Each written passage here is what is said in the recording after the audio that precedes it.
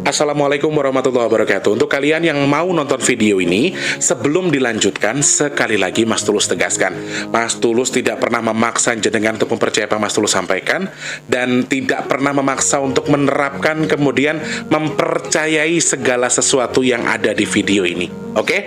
Suka tonton, tidak suka silahkan di skip. Terima kasih orang baik. Assalamualaikum warahmatullahi wabarakatuh. Sebelum kita lanjut tonton videonya, saya tegaskan sekali lagi bahwasanya saya tidak membuka praktek dimanapun dan tidak menerima tarif berapapun. Terima kasih. Jangan lupa like, komen, dan subscribe ya. Terima kasih orang baik. Jangan lupa subscribe, like, dan juga kok. Oke. Jangan lupa di vlog ya guys. Kok di vlog?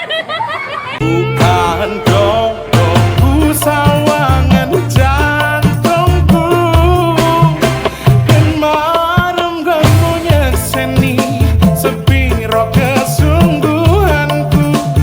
Aku siap demi cinta apapun kan ku korbankan. Sepiro gede. Assalamualaikum. Selamat pagi emak. Selamat pagi bapak. Astagfirullahaladzim. Apa kabar semuanya? Semoga semuanya sehat-sehat selalu ya. Amin. Murah rezeki, murah segala urusannya. Dan di pagi hari ini semoga apa yang sedang jenengan cita-citakan, yang sedang dikerjakan semuanya berjalan sesuai dengan harapan yang jenengan. Amin. Sekali lagi kita kan nggak pernah tahu doa siapa, doa yang mana yang akan dikabul sama Allah. Jadi doanya yang baik, prasangkanya yang baik, semoga semuanya menjadi baik. Amin ya Allah. Pagi-pagi sudah pada duha belum? Sudah ngemis rezeki belum sama Allah? Ngemis rezeki. Sudah ngemis belum sama Allah untuk nyari rezeki? Jangan lupa ngemis ya. Di sini masih jam 7 guys, jam 7:03. Dan dingin banget Jakarta, Masya Allah. Jakarta itu 24 derajat. Pagi ini di 26 sih, sama dengan kadar AC ku. Aku tuh kalau tidur sekarang jarang pakai AC kalau malam teman-teman, sejak belakangan inilah 2 atau 3 hari belakangan kalau lagi dingin banget ya. Jadi alhamdulillah, semoga mau dingin mau panas jadi rahmat buat kita. Aku kadang-kadang ya rek, sejujurnya dongane ya mek iso ndongake dikabul karo ora ya terserah Gusti Allah, tapi semuanya aku selalu doakan, aku selalu bilang ya Allah, aku sapu jagatin yang suka sedekah, yang suka nonton videoku, teman-teman yang subscribe itu semuanya aku sapu jagatin, aku doakan. Nggak tahu Allah akan kabul atau tidak doaku, tapi setidaknya mudah-mudahan apabila salah satunya dikabul itu bisa nyampe ke jenengan. Amin. Itu sebetulnya. Jadi kalau sekarang mau dikasih panas, mau dikasih dingin, mau dikasih musibah, mau dikasih apa, yang penting bersyukur, semangat, ojo lali sarapan. Karena pura-pura bahagia juga perlu tenaga. Apa sih? Kenapa Mas Teh pagi-pagi kok bikin video santai kayak gini? Ini kalau volumenya kecil digedein ya, Mas Tulus nggak pakai alat soalnya. Jadi mungkin suaranya kecil, atau mungkin HP-nya kecil, nanti komentar Mas Tulus suaranya kurang gede, wajar nggak pakai alat soalnya. Pagi ini saya mendapat sebuah apa ya, menurut saya ini sebuah wejangan yang menarik sekali, wejangan yang bagus bagi saya pribadi, karena ya beberapa hari belakangan ini saya sibuk mendoakan orang, tapi saya tidak terlalu fokus mendoakan diri saya sendiri. Jadi ini juga celotehan yang berkali-kali saya suka luput, saya suka salah dengan konsepnya doa. Artinya karena belas kasih kita tuh lebih tinggi, kasih sayang kita tuh lebih tinggi, rasa mengasihi kita tuh lebih tinggi. Jadi kadang-kadang kita itu sibuk mensupport orang lain, kita itu sibuk mendoakan orang lain, kita itu sibuk memperhatikan untuk menolong orang lain, tapi kita lupa untuk menolong diri kita sendiri. Ini satu teguran untuk saya pribadi, karena jujur, terkadang jujur aja, aku suka lupa waktu kalau sudah mengerjakan sesuatu yang orang lain minta tolong tadi. Suka yang tidurku berantakan, akhirnya nanti di 2 atau 3 hari aku mengerjakan itu, hari ketiga biasanya aku drop, biasanya aku capek, aku nggak punya tenaga karena tidurnya berantakan, tidurnya kurang, saking fokusnya. Pagi ini saya mendapat nasihat yang disampaikan Eyang ke saya bahwa kali ini khususnya buat orang-orang yang nggak tegaan ya, orang-orang yang nggak tegaan, orang-orang yang tipikal memiliki rasa belas kasih yang tinggi. Contohnya wes, aku nggak memuji diriku tuh baik, tapi memang aku tuh orangnya nggak tegaan ya. Kalau misalnya ada yang cerita curhat, saya sakit begini, aku cari sampai akar-akarnya. Kalau aku tuh kayak gitu. Dan apa namanya, aku cari tahu, akhirnya apa, terlalu kasihan, terlalu nggak tegaan, akhirnya bagus. Sebenarnya begini, konsep kita nggak tegaan tuh bagus. Kenapa? Karena kita jadi peduli sama orang, kita jadi punya rasa kasihan yang luar biasa. Menurut aku sih nggak apa-apa, bagus-bagus aja, cuma memang harus ada yang dikontrol. Nasihatnya pagi ini adalah kita yang sudah berbuat baik boleh, kita yang punya rasa kasihan berlebih boleh, kita yang gampang kasihan boleh, tapi sepertinya harus ada yang direm. Direm di sini artinya jangan berlebihan, itu yang pertama. Yang kedua, yang membutuhkan pertolongan, artinya yang membutuhkan doa, membutuhkan sesuatu, itu bukan cuma orang lain tapi tubuh kita juga. Jadi intinya, ketika kamu sudah menolong orang lain, kamu sudah mendoakan orang lain, jangan lupa menghadiahkan doa untuk dirimu sendiri. Kenapa yang tadi mengingatkan seperti itu? Karena salah satu cara yang bisa menebus, apa ya artinya ya, menebus bala kita nih teman-teman, di awal tahun ini, di Februari ini sampai menuju ke bulan Mei ini, sepertinya akan banyak orang yang sakit. Itu yang disampaikan Eyang ya. Sekali lagi mohon maaf, ini yang disampaikan Eyang, dan ini belum tentu benar, silahkan kalian ukur sendiri. Akan banyak orang sakit, akan banyak orang yang mendadak tiba-tiba sakit dan seterusnya. Itu sudah disampaikan Crondol sebelumnya di videonya, teman, aku nggak angkat secara detail. Pagi ini tanggal 23 Januari 2025, pagi ini jam 7:03, sekarang 09, sorry, 09, Eyang memberikan peringatan kalau akan banyak orang sakit. Nah, tolak bala untuk menebus kita supaya kita itu dijauhkan dari bala sakit tadi. Bala sakit ya teman-teman. Jadi kenapa saya bilang bala? Karena sakit yang akan menyerang kita itu sebagian besar juga akan diprakarsai oleh sesuatu, oleh makhluk tak kasat mata tadi. Jadi banyak makhluk-makhluk yang ditugaskan untuk membuat orang sakit di akhir tahun ini, akhir bulan 2025 ini. Jadi akhir bulan Januari 2025 ya. Ini sudah banyak orang yang akan tiba-tiba sakit, mendadak sakit. Memang konteksnya bukan untuk sampai meninggal, tetapi memang untuk membuat kita digerogoti secara psikis. Tetap lebih jelasnya adalah sakit kita akan membuat kita menjadi pemikir. Artinya yang tadi menyampaikan bahwa omongan saya di awal itu adalah sebuah tolak bala ya, sebagai penangkal bala dari bala sakit yang saya sampaikan sekarang. Akan banyak orang yang sakit itu justru menjadi pemikir. Artinya yang diserang bukan medis, bukan sakit medisnya, bukan jasmani kita, tetapi yang diserang adalah rohani kita. Target utama mereka adalah rohani kita, sehingga kejiwaan kita akan terganggu, kemudian kita stres, bahkan melakukan tindakan-tindakan yang di luar nalar, termasuk bundir dan seterusnya. Ini salah satu hal yang disampaikan Eyang. Jadi kita harus waspada teman-teman.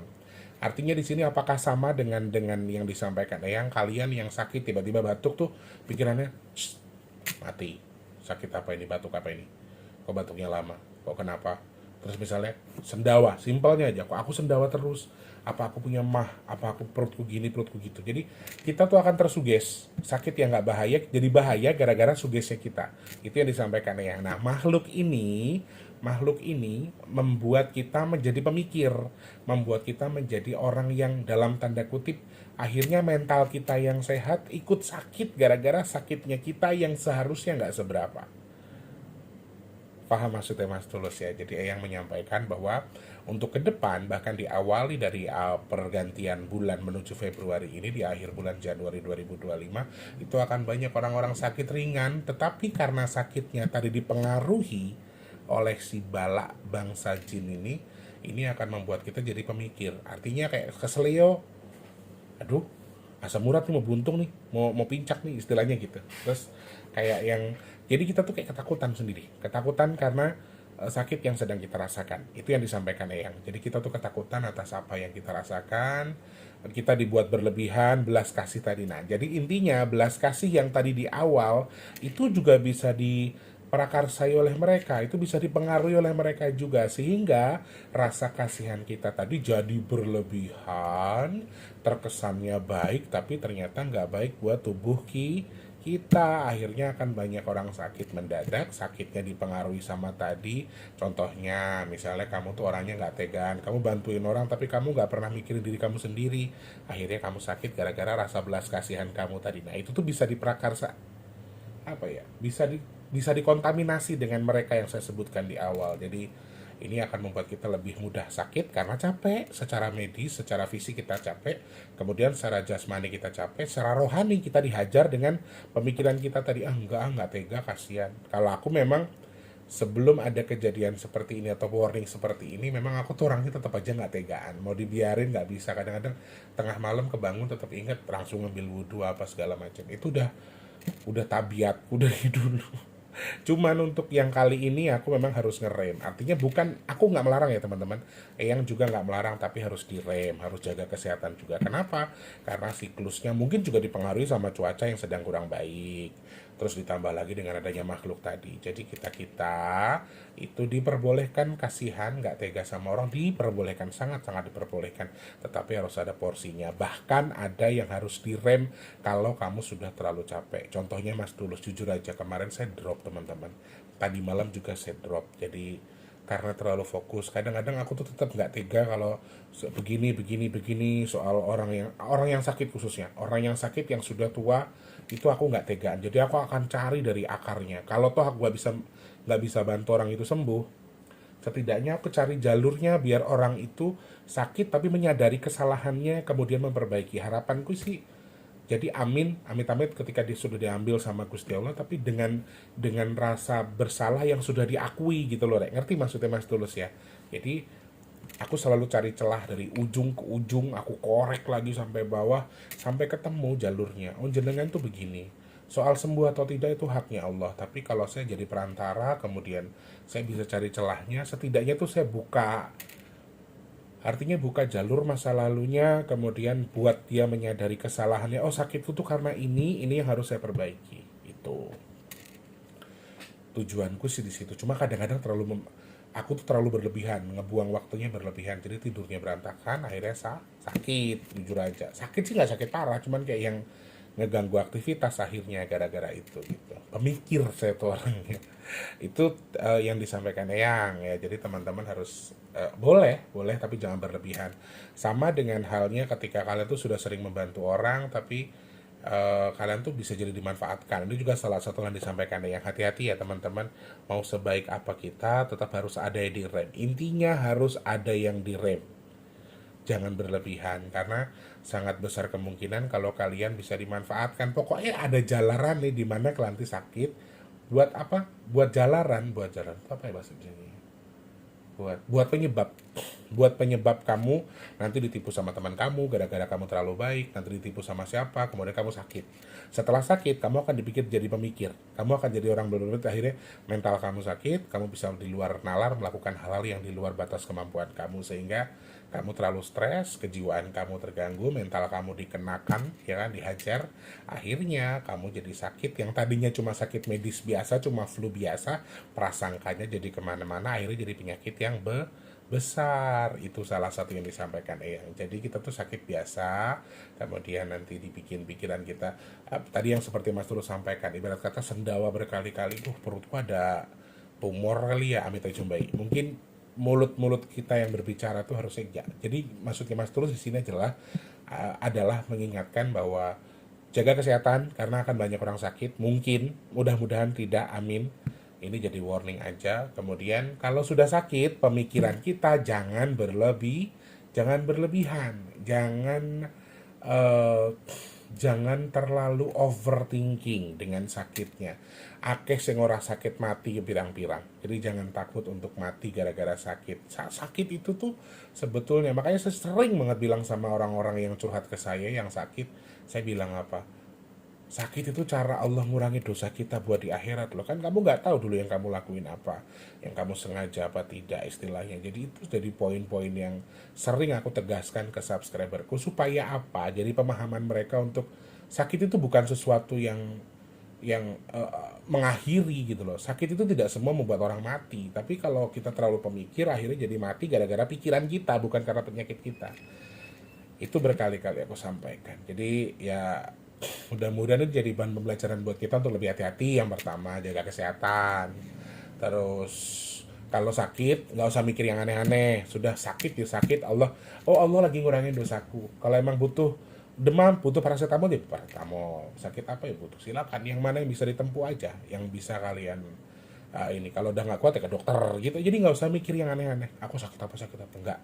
Pikirannya insya Allah ini pengurangan dosa untuk aku, semuanya baik-baik saja. Allah lagi ngasih ujian ke aku. Udah itu lebih penting sih. Kemudian kita bahas lagi yang di depan dibahas terkait dengan tolak balaknya atau menjadi balak atau penebus kita supaya kalau sakit, kalau bahkan supaya kita dihindarkan dari sakit, supaya kita juga tidak terlalu berlebihan dalam berpikir. Salah satu balak yang harus tolak balak yang harus kita lakukan adalah dengan mensyukuri tubuh kita, menghadiahkan doa buat tubuh kita. Itu yang disampaikan yang tadi.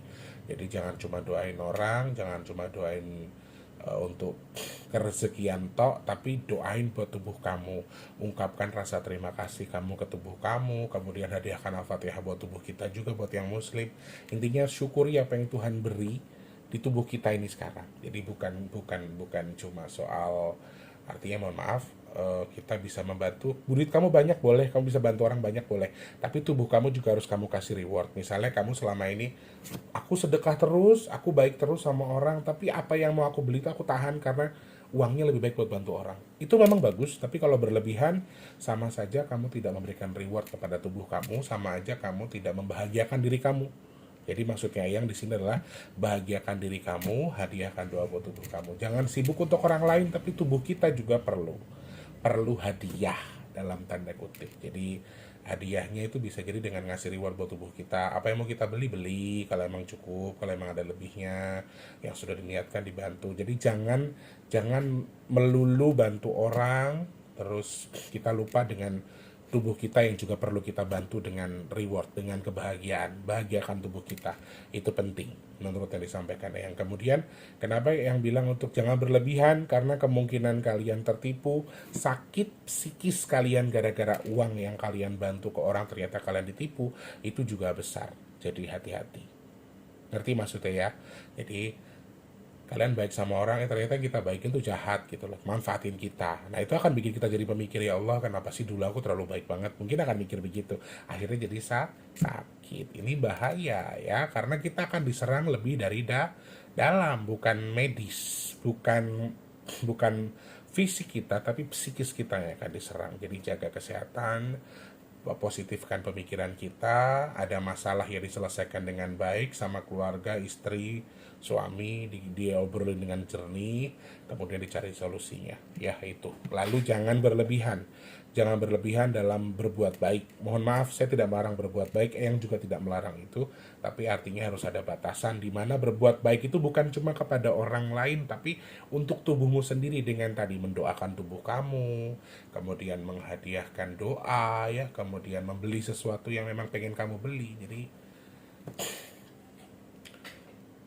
itu yang jarang orang lakukan sih menurut aku. Jadi orang-orang kadang-kadang ngempet, sibuk untuk ini untuk itu, sibuk untuk ini untuk itu, tapi tubuh kita tuh jarang. Kayak kita tuh lebih sibuk doa, minta kesehatan, minta keselamatan sama Allah, minta perlindungan, kemudian minta dilancarkan rezeki urusannya, betul, tapi kita lumayan jarang menghadiahkan doa buat tubuh kita sendiri. Siapa tahu ada yang sama. Sekarang ayo, aku sih suka mendoakan diriku sendiri, tapi memang untuk beberapa hari ini karena terlalu sibuk mendoakan, jadi doaku cuma itu dan nggak buat diriku sendiri. Itu juga betul, aku ngerasa tercabik-cabik sih dengan itu, ngerasa ditegur dan ngerasa ya emang bener, mau gimana lagi. Berarti harus ada yang diperbaiki. Yang terakhir, yang juga mengingatkan untuk kita bahwa tidak ada salahnya ketika kalian mensedekahkan makanan yang diniatkan buat tubuh kita, khususnya untuk yang sudah sakit atau yang sudah terlanjur sakit. Tadi telepon. Jadi nanti itu yang sakit itu bisa dari anak kecil sampai orang dewasa. Khususnya untuk anak kecil memang ini ada anjuran dari Eyang untuk kalau anaknya sedang sakit sekarang, baik sekali dengan menebus dosanya, menebus salahnya, menebus apa tadi sebel ya kenapa?